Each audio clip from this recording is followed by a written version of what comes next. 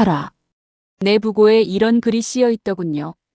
이 사람은 80평 펜트하우스에 살았고 롤스로이스 차를 탔으며 1년에 해외 리조트를 10회씩 다녔습니다. 으아, 이거 아니에요. 누가 이렇게 썼나요? 여러분도 부고에 이렇게 씌어지기를 원하지 않죠? 사람은 누구나 좋은 집에 살고 싶고 멋진 차를 갖고 싶으며 해외 리조트에서 휴가를 즐기고 싶어 합니다. 그러나 부고에 저런 글을 쓰고 싶어 하지 않습니다. 부고에는 내가 탄 차의 가격이 적히지 않는다. 소비에는 정답이 있을까? 반갑습니다. 달팽이 선생님입니다. 오늘은 아주 가벼운 질문 하나로 시작하겠습니다. 여러분은 오늘 어디에 돈을 쓰셨나요? 누군가는 커피 한 잔을 샀을 것이고 누군가는 자동차 할부금을 냈을 겁니다. 각자 다르죠? 소비에는 정답이 없으니까요. 그런데 오늘 제가 드리고 싶은 이야기는 무엇을 사느냐가 아닙니다. 어떤 소비가 우리를 진짜 행복하게 하느냐, 그리고 어떤 소비가 우리 삶을 더 풍요롭게 만드느냐, 그 이야기를 해드리려 합니다. 오늘 이야기는 제가 최근 읽은 책에서 시작해 볼게요. 모건 하우저리 쓴 돈의 방정식입니다. 이미 돈의 심리학과 불변의 법칙으로 많은 분들의 사랑을 받은 작가죠. 이 책의 원제는 더 아트 오브 스펜딩 머니, 직역하면 지출의 예술입니다. 작가는 지출을 왜 예술의 경지에까지 올렸을까요? 궁금했습니다. 돈을 어떻게 쓰느냐? 이 부분이 끌렸습니다. 사실 저축은 긍정적이지만 소비는 왠지 부정적 측면을 많이 포함하고 있잖아요. 우리는 지금까지 어떻게 하면 돈을 더 잘 벌고 더 잘 모을 수 있는지에 대해서만 생각해왔거든요. 그런데 그 다음은요? 막 발버둥치고 열심히 살아서 돈을 어느 정도 모았다고 쳐요. 그 돈을 가지고 어떻게 살아야 하는 걸까요? 이 질문에 답을 주는 책이 바로 돈의 방정식입니다. 미리 쓰는 부고. 먼저 이 책에서 이때까지 한 번도 생각하지 않은 대목을 여러분들과 함께 나눠보려고 해요. 모건 하우절은 이런 제안을 합니다. 미리 쓰는 부고를 작성해 보라고요. 내가 죽고 나서 부고 기사에 어떤 식으로 실리기를 원하는지 미리 써보라는 겁니다. 여러분도 잠깐 상상해 보십시오. 내 부고는 어떤 내용으로 쓰이기를 바라는가? 아마 이런 내용이 아닐까요? 그는 사랑과 존경을 받은 사람이었다. 가족과 친구들에게 정말 좋은 사람이었다. 사회에 작지만 의미 있는 공헌을 했다. 이런 내용은 어떨까요? 그가 타던 차는 얼마짜리였고 그가 살던 집은 몇 평이었다. 그는 명품 옷을 입었고 미슐랭의 고급 음식을 먹었다. 설마 이런 내용을 자기 부고에 적을 사람은 없겠죠. 우리가 인생의 마지막에 가장 소중하게 여기는 가치들 속에는 물질적 소유가 없습니다. 우리도 이미 본능적으로 알고 있는 겁니다. 그런 것들이 본질이 아니라는 것을요. 그렇다면 왜 우리는 살면서 그것이 본질인 것처럼 행동하는 걸까요? 모건 하우절은 인간의 심리에 대한 깊은 통찰을 이렇게 말합니다. 우리는 멋진 물건을 갖고 싶어 한다고 생각하지만 사실 우리가 진정으로 원하는 것은 남들의 관심과 존경, 그리고 사랑이라고요. 비싼 차를 사는 이유가 정말 그 차가 좋아서일 수도 있지만 많은 경우 남들에게 멋져 보이고 싶은 욕망이 그 안에 숨어 있다는 겁니다. 문제는 그 효과가 얼마나 오래 가느냐입니다. 비싼 차를 샀을 때 주변의 관심은 잠깐입니다. 사람들은 곧 익숙해지고 관심이 없어지죠. 내가 여유해서 비싼 차를 샀다면 괜찮아요. 그러나 할부로 샀다면 내게 남는 것은 할부 빚입니다. 관심은 사라지고 또 다른 무언가가 필요해집니다. 더 비싼 것, 더 새로운 것. 이 끝없는 쳇바퀴가 바로 소비가 우리를 불행하게 만드는 구조입니다. 돈의 방정식. 여기서 모건 하우절이 제시하는 돈의 방정식이 나옵니다. 부는 가진 것에서 원하는 것을 빼는 것입니다. 가진 것이 아무리 커도 원하는 것이 더 크다면 그 사람은 가난한 겁니다. 돈은 있지만 마음은 항상 가난한 거죠. 반대로 가진 것이 적어도 원하는 것이 작다면 그 사람은 이미 풍요로운 삶을 살고 있는 겁니다. 가진 것이 기본만 되어도 원하는 것을 통제할 능력이 있는 사람은 부자입니다. 방정식이 복잡하지 않네요. 웬만하면 풀겠습니다. 그렇지 않나요? 그런데 간단한 게 아닙니다. 인간의 심리가 복잡하거든요. 말 타면 종합 세우고 싶다는 말이 왜 있겠습니까? 가지면 더 가지고 싶은 것이 인간의 복잡한 심리 중 대표인 것 같습니다. 특히 돈에 관한 한 최고입니다. 돈을 쓰는 경험의 기쁨은 크지만 그것이 일상이 되면 기쁨은 사라집니다. 중요한 것은 양이 아니라 변화입니다. 매일 10만 원짜리 밥을 먹는 것보다 어제는 5천 원짜리 밥을 먹었는데 오늘은 1만 원짜리 밥을 먹을 때 인간은 더 행복해집니다. 이것이 소비에서 행복을 극대화하는 법입니다. 그런데 여기서 한 가지 꼭 드리고 싶은 이야기가 있습니다. 그렇다면 가난한 사람들에게는 어떤 행복도 없는 걸까요? 저는 절대 아니라고 생각합니다. 길에서 수레를 끌며 빈 박스를 주워 담으시는 노인을 본 적 있으시죠? 어느 날 할머니가 항상 다니던 가게 앞에 평소보다 훨씬 많은 빈 박스들이 쌓여 있었습니다. 그 순간 할머니의 얼굴에 환한 미소가 번집니다. 우리에게는 아무것도 아닌 빈 박스들. 관심조차 주지 않았을 그 박스들이 할머니의 뇌에서는 도파민을 분출시키고 하루의 고단함을 잊게 만드는 가장 큰 행복의 순간이 됩니다. 그렇습니다. 행복은 가진 것의 크기가 아닙니다. 내가 원하는 것을 얻었을 때의 기쁨입니다. 할머니의 행복이 가짜 행복입니까? 절대 아닙니다. 오히려 우리는 물어봐야 합니다. 수십억을 가지고도 끊임없이 더 원하며 불안하게 사는 사람과 작은 것에도 진심으로 기뻐하는 할머니 중 누가 더 풍요로운 삶을 살고 있는 걸까요? 모건 하우절의 방정식으로 보면 명확합니다.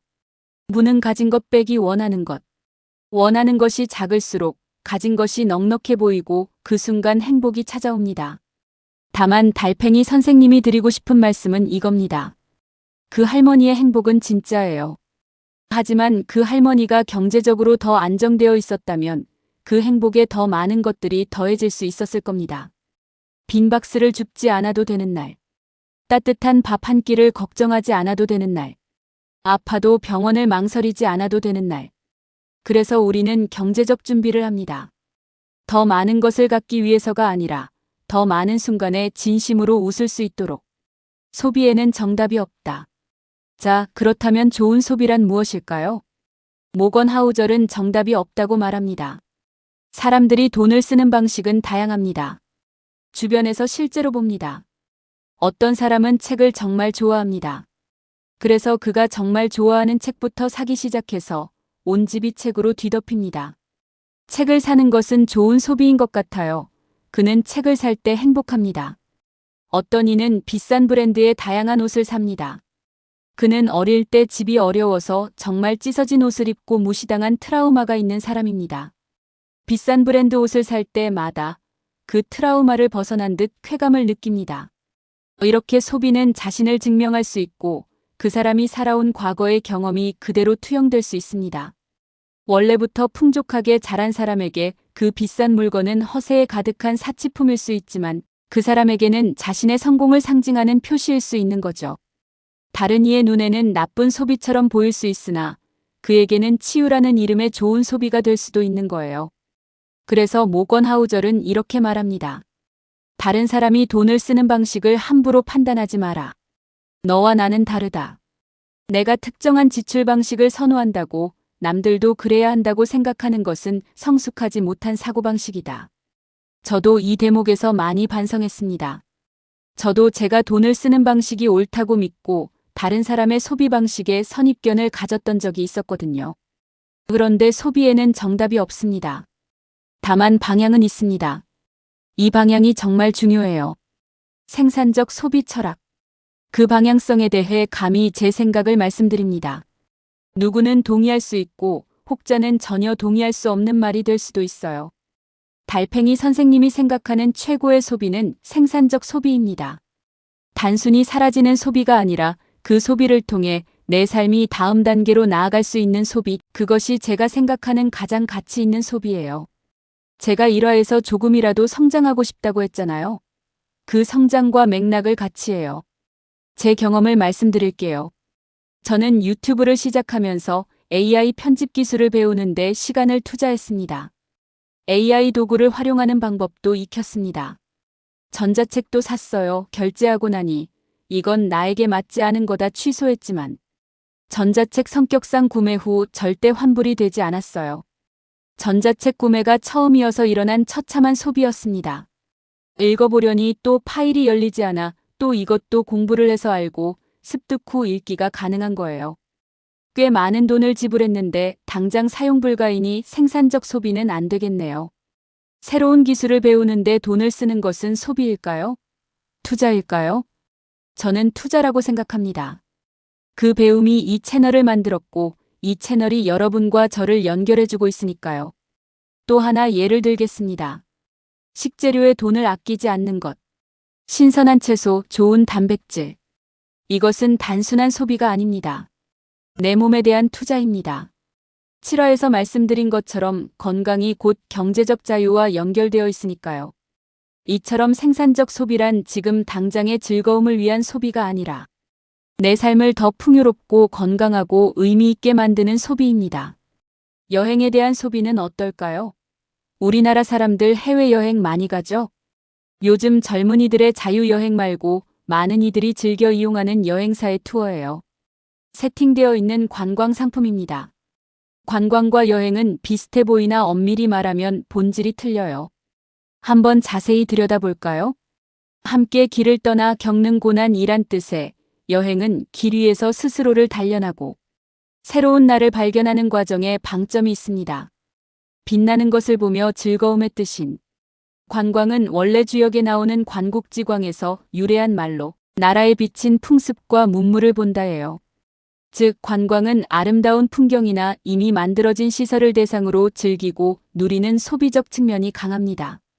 여행은 내가 직접 길을 개척하고 예상치 못한 상황인 길 잃음이나 낯선 만남을 마주하며 성장하는 능동적 행위인데 반해 관광은 잘 짜인 일정과 편안한 서비스를 제공받는 수동적 소비에 가까워요. 여행의 목적지는 내 마음입니다. 낯선 환경에 나를 던져 내가 누구인지 알아가는 시간입니다. 관광의 목적지는 유명한 장소입니다. 멋진 사진을 찍고 유명한 음식을 먹는 외부적 만족이 아주 크죠. 생산적 소비의 관점에서 본다면 여행은 고생스럽더라도 그 경험이 내 삶의 지혜와 근육이 되는 투자이나 관광은 일상의 피로를 풀기 위해 에너지를 쓰고 즐거움을 사는 소모적 활동이라 할 수 있어요. 그러나 대다수의 사람들은 관광을 즐기면서 나의 일상을 대비해보며 깨달음을 얻는다고 생각해요. 익숙치 않은 낯설음이 주는 임팩트가 강합니다. 관광 상품을 마냥 소모성 소비라고 단정 지을 수는 없어요. 관광을 하면서 우리가 얻을 수 있는 것이 많은 것도 사실입니다. 그러나 소비의 액수가 크니 그 본질을 한 번쯤은 생각해보면 좋겠습니다. 세대별 소비의 지혜. 그런데 여기서 중요한 것이 있어요. 생산적 소비의 기준은 나이와 상황에 따라 달라집니다. 아직 경제적 자유를 얻지 못한 청년과 중년에게는 종잣돈을 모으는 것이 최우선입니다. 이 시기에는 솔직히 말씀드리겠습니다. 소비성 지출을 줄이는 정도가 아니라 거의 없애는 독한 마음이 필요합니다. 왜냐고요? 지금 참는 소비가 나중에 나를 지켜줄 지붕이 되기 때문입니다.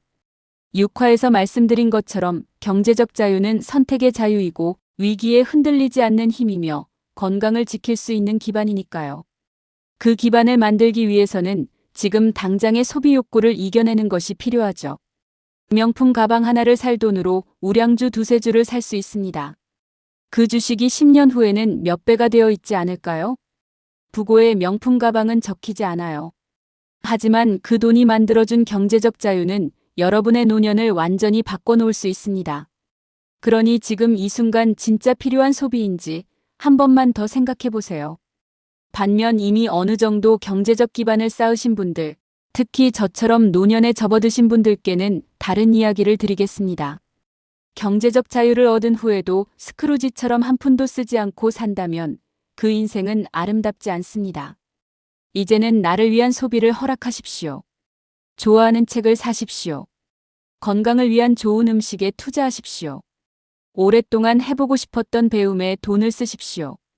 그리고 타인과 기쁨을 나누는 소비도 시작하십시오. 모건 하우절은 이런 말을 했습니다.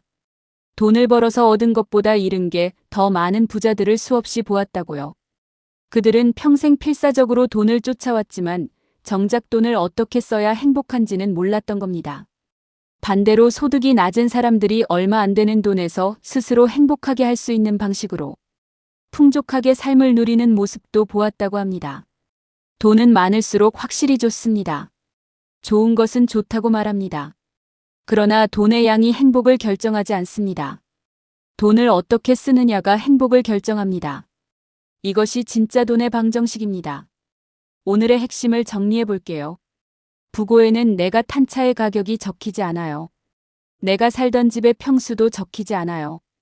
부고에 적히는 것은 어떤 사람이었느냐입니다. 얼마나 사랑받았느냐입니다. 어떤 흔적을 남겼느냐입니다. 그렇다면 우리가 돈을 쓸 때 이 기준으로 물어보면 어떨까요? 이 소비가 나를 더 나은 사람으로 만드는가? 이 소비가 내 삶에 진짜 의미를 더하는가? 이 소비가 나를 위한 것인가? 아니면 남에게 보여주기 위한 것인가? 소비의 정답은 없습니다. 하지만 방향은 있습니다. 허세를 위한 소비가 아닌 내 존엄과 행복을 지키는 생산적 소비. 종잣돈을 모으는 시기에는 미래의 나를 위한 투자적 소비. 경제적 자유를 얻은 후에는 나를 위한 소비와 타인과 나누는 소비. 이것이 달팽이 선생님이 생각하는 나이에 따른 소비의 지혜입니다. 달팽이처럼 천천히 올바른 방향으로 소비하는 법을 함께 익혀봅시다. 다음 화주제는 재테크는 달팽이처럼입니다. 어제보다 나은 오늘을 함께 살아갑시다. 구독, 좋아요, 알림 설정도 부탁드릴게요. 감사합니다.